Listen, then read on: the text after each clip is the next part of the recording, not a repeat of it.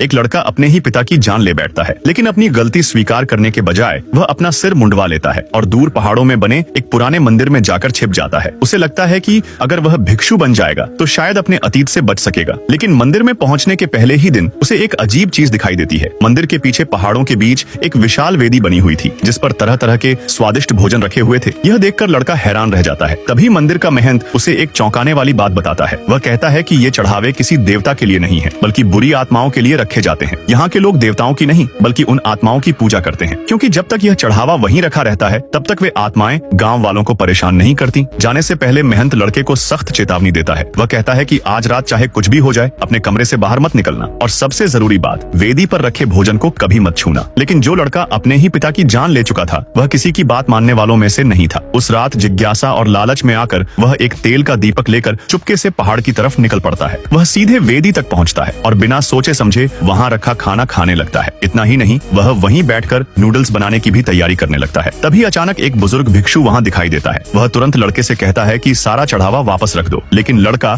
उसकी बात मानने से इनकार कर देता है। उल्टा वह झुंझलाकर कहता है कि उसे पकड़ना बंद करो। तभी भिक्षु शांत स्वर में बताता है कि उसने तो पहले ही उसे छोड़ दिया है। यह सुनकर लड़का एकदम रुक जाता है, क्योंकि उसके हाथ में मौजूद नूडल्स का कटोरा हवा में अपने आप तैर रहा था। यह देखकर पहली बार उसके मन में डर पैदा होता है। उसे लगने लगता है कि शायद बुरी आत्माएं सच में मौजूद हैं, लेकिन फिर भी वह खुद को समझाता है कि यह कोई चाल होगी। सच्चाई जानने के लिए वह वेदी के और करीब जाता है, और तभी उसके साथ कुछ बेहद डरावना होता है। एक पल के लिए उसे पास ही एक विशालकाय राक्षसी आकृति दिखाई देती है। उस दृश्य को देखकर उसकी रूह कांप उठती है। वह तुरंत पीछे मुड़ता है, लेकिन अगले ही पल एक अदृश्य शक्ति पूरी वेदी को पलट देती है। सारा भोजन चारों तरफ बिखर जाता है। अब लड़का बुरी तरह डर चुका था। वह पूरी ताकत से भागकर अपने कमरे में पहुंचता है और कंबल के अंदर छिपकर किसी तरह रात बिताता है। अगली सुबह जब भिक्षु उलटी पड़ी वेदी देखते हैं तो महंत का चेहरा उतर जाता है। वह समझ जाता है कि अब बड़ी मुसीबत आने वाली है, क्योंकि जब कोई बुरी आत्मा नाराज हो जाती है तो वह अपने लिए एक नया स्थानापन्न ढूंढती है, ऐसा व्यक्ति जो उसकी जगह ले सके। मंदिर के सभी लोग लड़के को दोष देने लगते हैं। वे कहते हैं कि उसने चेतावनी नहीं मानी और अब वह अपशकुन बन चुका है। पहले से ही गुस्से में भरा लड़का यह सब सुनकर भड़क जाता है। वह गुस्से में पानी की बाल्टी को लात मार देता है, फिर अपना सामान उठाता है और मंदिर छोड़ने का फैसला कर लेता है। लेकिन तभी महंत उसका रास्ता रोक लेता है। वह बताता है कि वेदी नष्ट हो चुकी है और आज रात वह आत्मा अपना नया शिकार ढूंढने आएगी। इस समय पूरा मंदिर ही सबसे सुरक्षित जगह है, लेकिन लड़का उसकी एक भी बात नहीं मानता। वह महंत को धक्का देकर